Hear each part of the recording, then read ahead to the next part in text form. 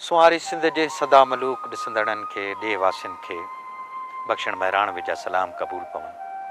शाला जिते बि हुजो ख़ुशि हुजो, मुरकंदा महकंदा रहो। अॼु असां सिंध जे बीजल सिंध जी सदा सरमद सिंधी खे यादि कंदासीं। सुर ऐं संगीत जे सफ़र में केतिरा ई आवाज़ पंहिंजा जोहर ॾेखारे विया,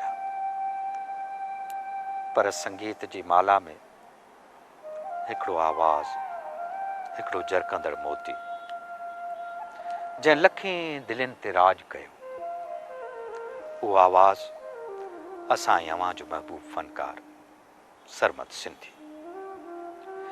सरमद सिंधी यादगार कमेटी तरफ़ां पहिरीं विख तौरु असां सरमद जी यादि में डॉक्यूमेंट्री पेश कई ऐं अॼु संदसि यादगार गीतनि जो गुलदस्तो खणी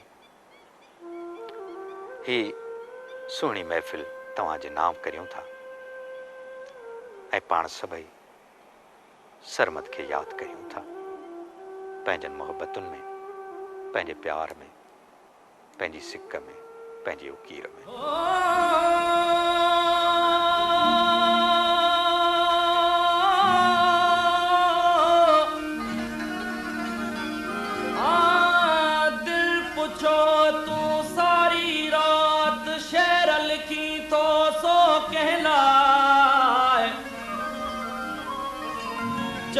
चरी तू थी धड़की,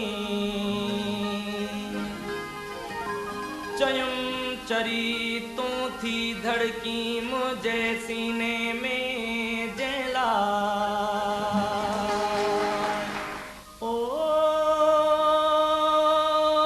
तो अचण जी न कई मुंद आई वई, आस मोटी वई, हीर कान घुली, मन पंहिंजो सड़ियो, दियो पंहिंजो धोरियो, असां तोखे सजो, असां तोखे सजो।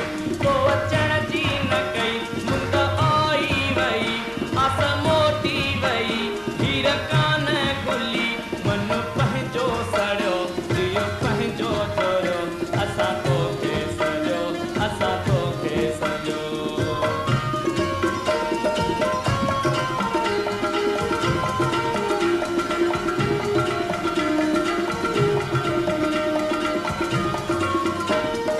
Oh